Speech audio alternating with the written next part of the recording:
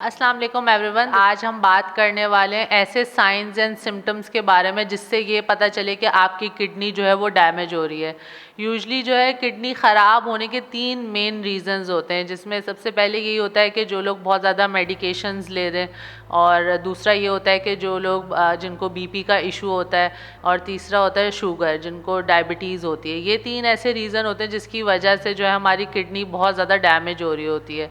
Usually kidney जो disease होती है वो 5 स्टेजेस में होती है, जो आपका किडनी फेलियर की तरफ जा रही होती है।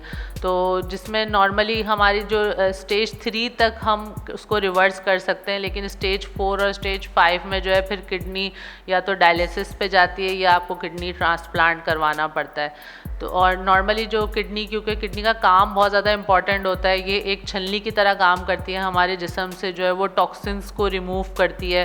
प्लस ये जो है हमारे एक बॉडी के अंदर एक सेंसर के तौर पे भी काम कर रही होती है, जैसे कि ये डिटेक्ट कर लेती है कि हमारे बॉडी में कौन सी नमकियात की कमी हो रही है, तो उसको जो है ये एब्जॉर्ब कर लेती है, और किन की ज़्यादती हो रही है उनको जो है ये यूरिन के थ्रू निकाल देती है।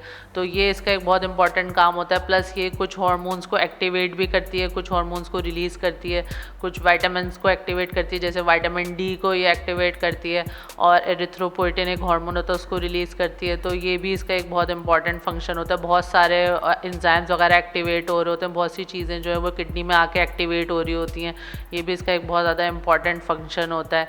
प्लस अगर आपको अपनी किडनी को चेक करना हो कि वो सही वर्किंग कर रही है या नहीं कर रही, तो आपको 2 टेस्ट करवाने चाहिए। एक आपको सीरम क्रेटिनिन का टेस्ट करवाना चाहिए, दूसरा आपको जीएफआर करवाना चाहिए। सीरम क्रेटिनिन का टेस्ट जो होता है वो यूजली, क्रेटिनिन एक प्रोटीन होता है हमारे जिस्म के अंदर जो कि हमारे मसल्स के टूटने से बनता है, और वो किडनी के अंदर एब्जॉर्ब नहीं होता। वो जितना बनता है उतना ही हमारी किडनी से निकल जाना चाहिए, इसीलिए इससे पता चलता है कि हमारी किडनी जो है वो सही काम कर रही है या नहीं कर रही।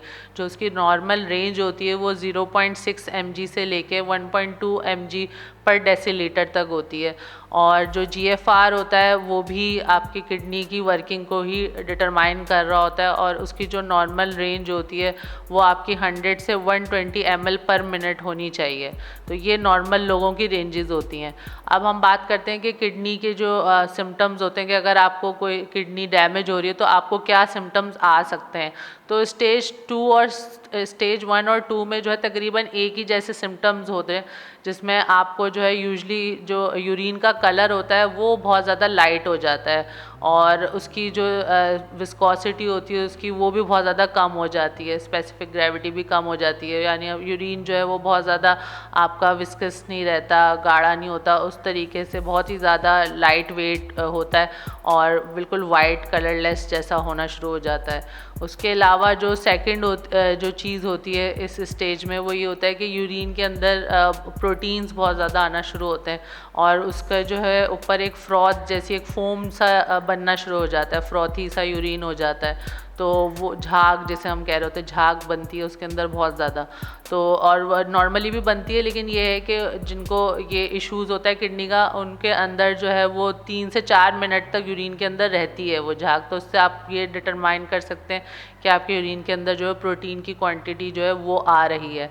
और उसके अलावा जो है जब स्टेज 3 होती है तो उसके अंदर आपका फॉस्फेट इंक्रीज़ होना शुरू हो जाता है, आपका ब्लड प्रेशर जो है वो इंक्रीज़ हो जाता है, कैल्शियम के लेवल्स कम होना शुरू हो जाते हैं, एनीमिया होने के चांसेस होते हैं।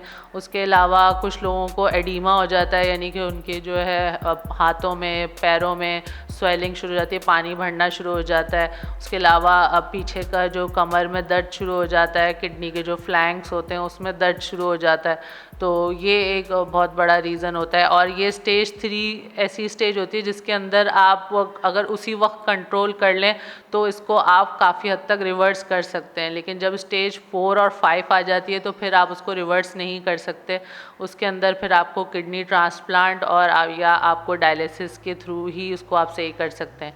तो उसके बाद जब आपको स्टेज 4 और 5 होती है तो उसमें फिर आपको इस तरीके के सिम्टम्स होते हैं कि आपको सांस लेने में बहुत ज़्यादा दुश्वारी हो रही होती है, आप सीधे सो नहीं सकते, उसके अंदर मुंह से जो है वो बहुत ज़्यादा मेटेलिक सी स्मेल आना शुरू हो जाती है।